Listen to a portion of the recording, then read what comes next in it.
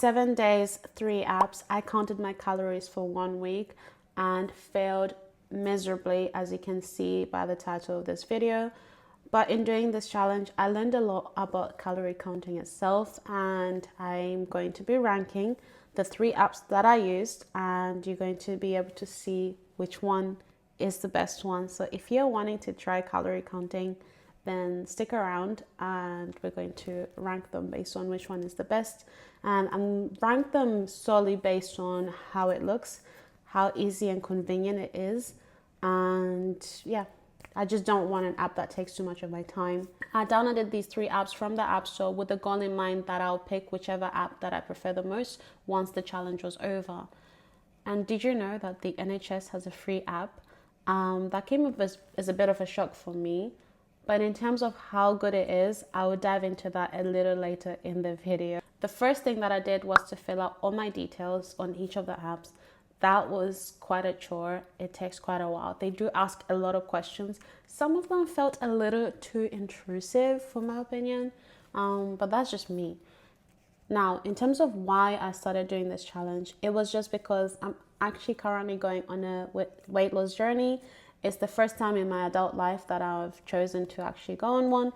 So one of the advice that I saw on the internet was that you need to do calorie counting just because everybody says it's the best way. And so hence why I'm trying that. And I thought, why not make a video about it too?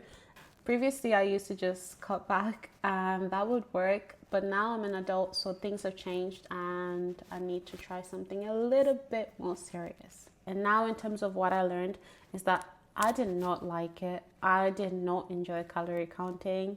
I think it's personally not for me. Now, in terms of why I didn't enjoy it, it felt like a chore to track every single thing. I think even more is that I was using 3 apps at the same time. It felt like it was getting too much for me to constantly update them, and it's very easy to start forgetting to update one or the other, especially with the busy schedule. I'm working 9 to 5 every day, so I'm pretty swamped out, and I'm also then trying to go to make it to the gym and trying to meet my social obligations, to see my friends, to see everyone. So then having to do this extra thing just as well, it takes that much extra time away from me.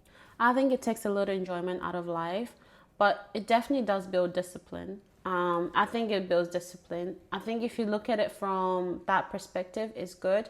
But when you start looking at every single food item as a number, associated with like, this is the number, this is it, then it gets into your head quite a bit, which was not for me. In terms of the apps that I use, here are my thoughts on each and every one of them. So the first one was the Calorie AI. Now, if you're chronically online like me, you have probably seen this app advertised to you everywhere. And I was wondering, how good is this AI tracking app? Because now we have AI embedded into almost everything we do. And this was pretty fun, and I think it felt the easiest to use out of the 3 that I did use. I mean, of course, it's AI, it's more efficient. The only thing that was weird was when it recognized my sadza. Now, for those who don't know, sadza is fufu. It's the Zimbabwean version of fufu, and it recognized that as mashed potatoes. That was quite funny. It was not mashed potatoes. Yeah, but in terms of the UI is pretty much easy to use. It looks clean. There's no faff. There's not too much around the screen. My only critique of this app was that it overestimated the calories in the meal. And I only figured that out because I use a food grocery delivery service. And on the recipe book, they automatically have how many calories each meal is. So when I then checked on the app and then I scanned it, it came out to almost 200 more than is stated on the recipe card. And for the recipes that I have, the groceries are actually measured out. They're all pre-measured out, so it's to the T.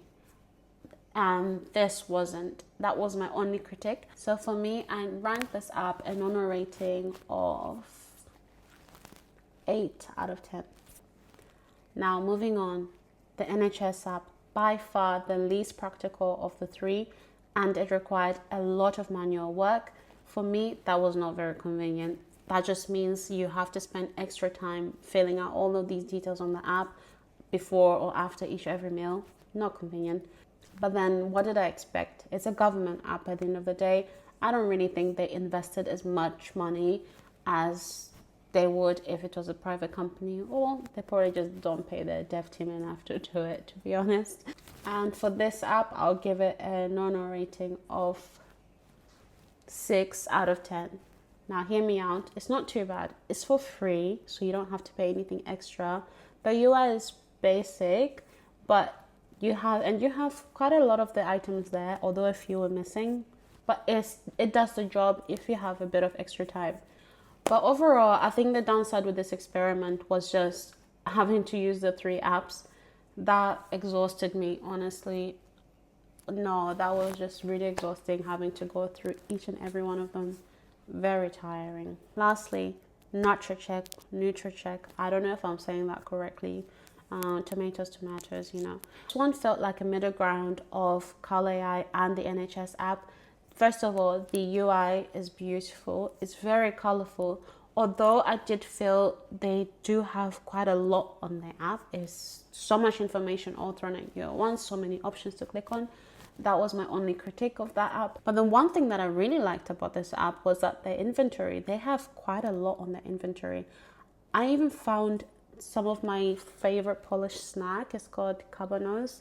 So I managed to find that on the app, which was pretty handy. And I pretty much just had to search it up and then add that in. So I guess that was pretty neat. That was the one little thing that I liked about that app. And so for this app, I give it a Nono rating of 7 out of 10. I just don't think it's as convenient as Calorie because, again, I have to manually put everything, search it up. Although they do have a lot more than the NHS app, still it requires a bit more of extra time. There's that. And of course, I'm sad that I failed. I wanted to do really well, and I thought this was going to be my new thing, but it wasn't for me. But the one thing that made me rethink this whole experiment was this quote that I found. And this is just talking about the idea of calorie in versus calorie out when it comes to weight is not that simple in short term. From this, I actually realized maybe I am approaching my weight loss journey wrong, and that maybe I shouldn't just look for calorie counting. So now I found other methods that I can use. One of those was something called intuitive eating. Again, that seems good, but I think I need a bit more discipline. But some of the other stuff I found, I will be sharing them with you once I figure out which one is actually the better one. And maybe if you're on this journey, we can be on this journey together. And yeah, that's it for my video. Let me know what you think about calorie counting, or if you think that I approached this wrong, and if there's any way, shape or form that I can try and enjoy it, because I just didn't enjoy it.